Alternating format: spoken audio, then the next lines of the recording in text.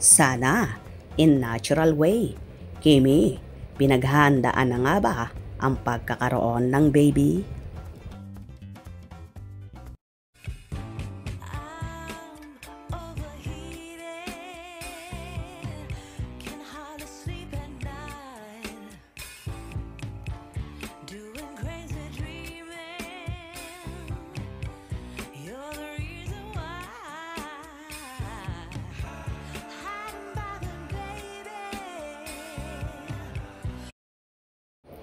May mga nagsasabing maswerte si Kim Chiu dahil patuloy pa rin ang pamamayagpag ng kanyang karera kumpara sa kanyang mga kapanabayan.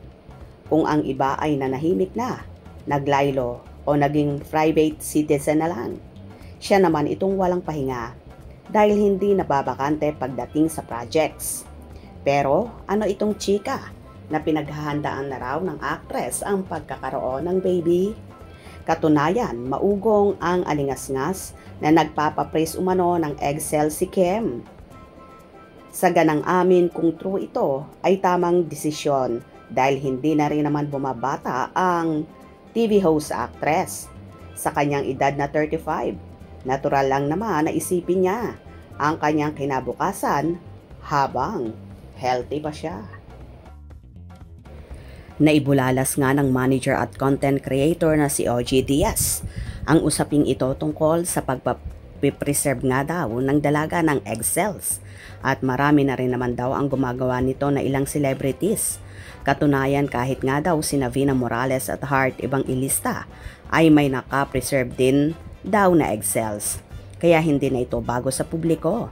Hirit pa nga ni OG na kung sakaling sina Kim at Paolo Avellino ang magkakatuluyan, mas maganda daw yung natural way, na ayon pa nga sa talent manager, abangan na lang daw dahil hindi pa nga raw umaamin sa relasyon nila ang Kim Pao.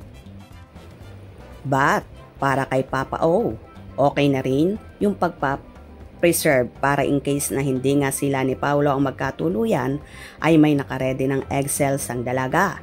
Pero hirit naman ang mga fanay ng Kim Pao na sana next year daw ay magpakasal na sina Kim at Paolo at bumuo ng sariling pamilya para magkaroon ng sariling anak na kahit di pa man daw umaamin sa publiko, alam naman ng lahat na magkasintahan na sila at for sure may mga pinaplano na rin sila kaya abang-abang tayo, baka gulatin na lang tayo ng Kim Pao next year.